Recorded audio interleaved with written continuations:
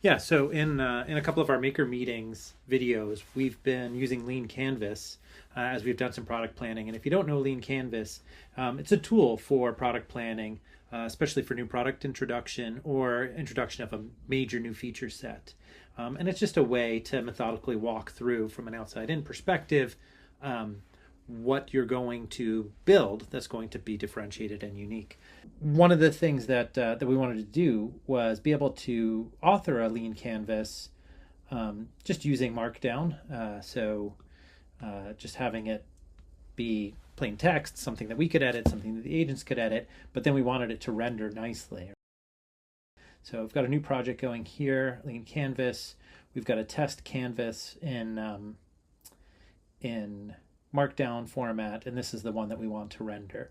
So if you want to learn a little bit more about Lean Canvas, you can look at the blog post I wrote, The PRFAQ is Dead. Most of it covers using product landing pages instead of PRFAQs for outside-in planning, but at the very bottom, I linked to the Lean Canvas, give you a little bit of background on it, and then also give you a way to download that Lean Canvas here as an SVG. We'll just grab they're the same. We'll grab Lean Canvas 2 and drop it in here.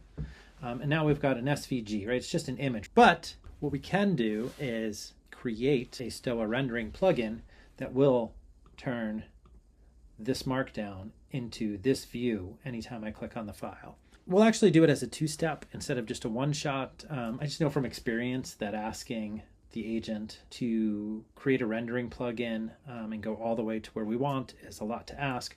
A rendering plugin just outputs HTML given an input file. So let's start just first by creating a static HTML page. So create a static HTML page that looks like leancanvas.svg.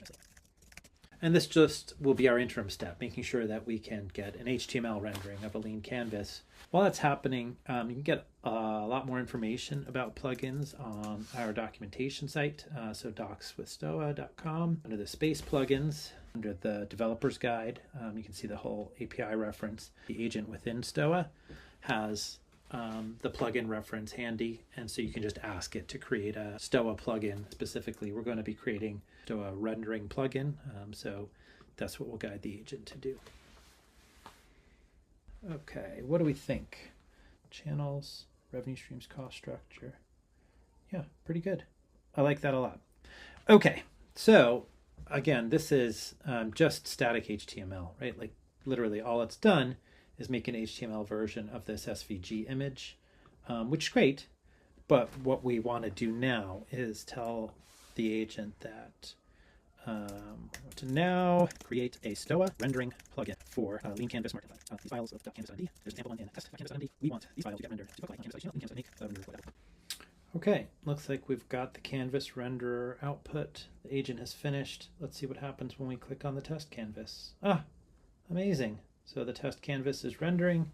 So to see that, we can actually turn off the custom renderer and we can make an edit. So instead of small business owner struggling to manage their online presence, it could be mom and pop shops trying to figure out social marketing.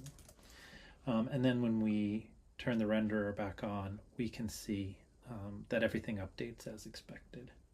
So that's all it takes in order to get a rendering plugin built out. It works really well, and it allows you to have custom views for whatever types of documents or visuals you want to render off of underlying Markdown, CSV, or other text files. All right, enjoy Stoa.